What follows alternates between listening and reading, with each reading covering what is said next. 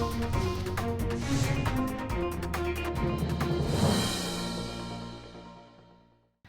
kabar pemirsa, kita berjumpa dalam Warta Parlemen, informasi aktual seputar parlemen bersama saya Ratna Absari.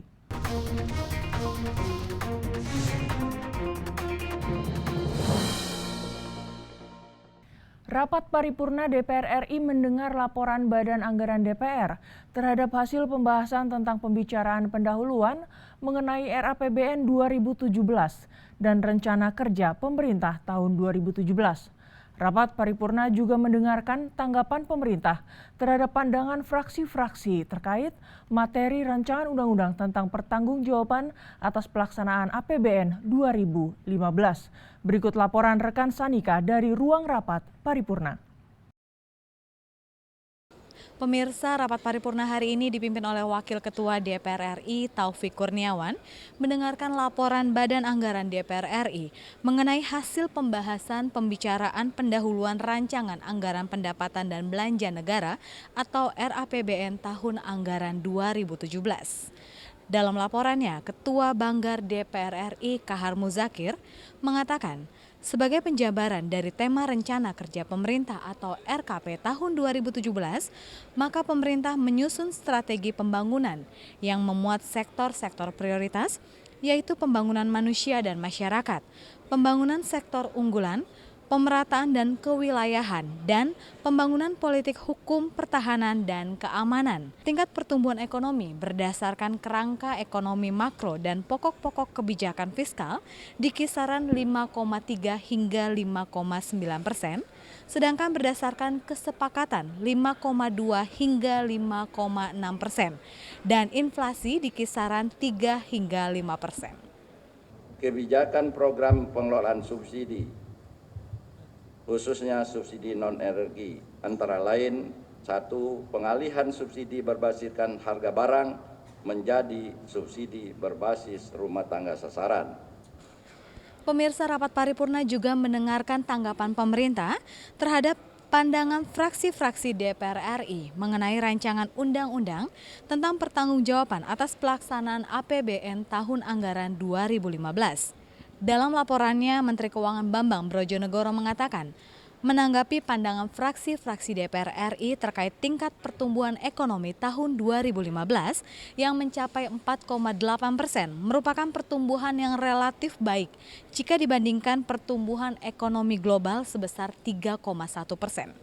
Turunnya harga komoditas, kebijakan devaluasi yuan yang dilakukan oleh pemerintah Tiongkok, penurunan kinerja ekspor, dan perlambatan ekonomi domestik yang sebagian merupakan imbas dari perlambatan ekonomi dunia. Namun, pelemahan nilai tukar rupiah masih lebih baik jika dibandingkan dengan negara-negara emerging market pada umumnya. Pemirsa, demikian yang dapat saya laporkan langsung dari ruang rapat paripurna. Sanika Sembiring dan Rangga, TVR Parlemen melaporkan. DPR berharap revisi Undang-Undang tentang pemberantasan tindak pidana terorisme dapat menjadi payung hukum bagi para penegak hukum dalam menindak kasus terorisme secara profesional dengan tetap memperhatikan aspek hak asasi manusia. Ketua Pansus Terorisme DPR RI Muhammad Syafi'i menyatakan penyusunan revisi Undang-Undang Terorisme merupakan salah satu upaya DPR RI dalam penegakan hukum atas tindak pidana terorisme yang kian marak terjadi di Indonesia belakangan ini. Menurut Muhammad Syafi'i, terorisme dan teroris harus dapat didefinisikan dengan baik sehingga tidak terjadi multitafsir dan menyebabkan kesalahan prosedur oleh para penegak hukum dalam menindak kasus terorisme. Penegakan hukum, bukan pembantaian.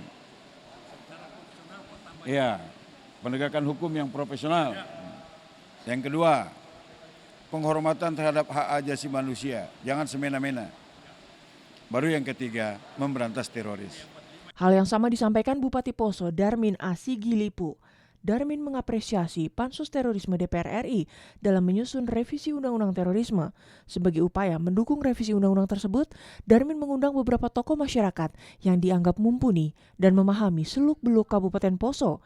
Memahami situasi dan kondisi Poso dan harapan-harapan mereka juga telah mereka sampaikan kepada tim Pansus. Mudah-mudahan Masukan-masukan ini akan bisa bermanfaat untuk Kabupaten Poso secara khusus, juga bermanfaat untuk Negara Kesatuan Republik Indonesia. Dari Kabupaten Poso, Sulawesi Tengah, Nanda Oktaviani, TVR Parlemen melaporkan. Terkait penyelesaian sengketa lahan di Kabupaten Konawe Selatan, Provinsi Sulawesi Tenggara, Komisi 2 DPR RI meminta pemerintah daerah, pihak perusahaan, dan masyarakat untuk saling bekerja sama dalam mencari solusi penyelesaian untuk membangun daerah dan kemandirian ekonomi. Ditemui usai pertemuan dengan Bupati Konawe Selatan Surunudin Dangga beserta jajarannya, perwakilan Badan Pertanahan Nasional atau BPN Pusat dan Daerah, serta pihak Ombudsman dan pihak perusahaan pengelola perkebunan kelapa sawit baru-baru ini.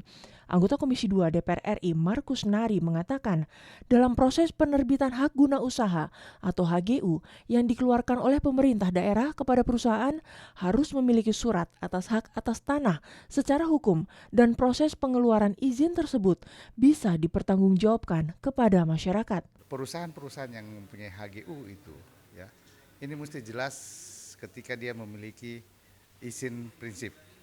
Pada saat dia memiliki izin prinsip, ya, sebelum mengajukan HGU itu harus jelas hak atas tanah, ya kan, secara hukum.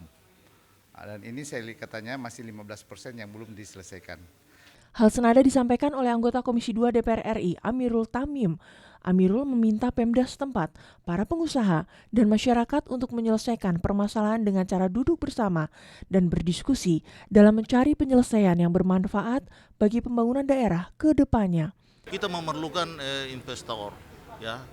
Investor adalah bagian daripada instrumen untuk bagaimana membangun. Tapi prinsipnya investasi masuk dan masyarakat juga jangan menjadi korban daripada investasi itu. Anggota DPRD Konawe Selatan Haji Irwan mengatakan DPRD Kabupaten Konawe Selatan akan berusaha semaksimal mungkin memperjuangkan hak-hak masyarakat atas kepemilikan tanah dan menjalankan fungsi pengawasan terhadap peraturan dan kebijakan yang dikeluarkan oleh pemerintah daerah.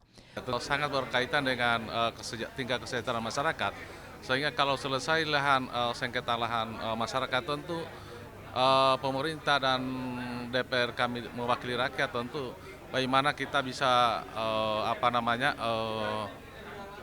berpikiran untuk bagaimana Konawe Selatan lebih giat membangun di bidang-bidang lain, infrastruktur lain. Dari Provinsi Sulawesi Tenggara, Abdul Ajib, TVR Parlemen melaporkan. Demikian Warta Parlemen kali ini, sampai jumpa pada Warta Parlemen berikutnya. Terima kasih atas perhatian Anda. Wassalam.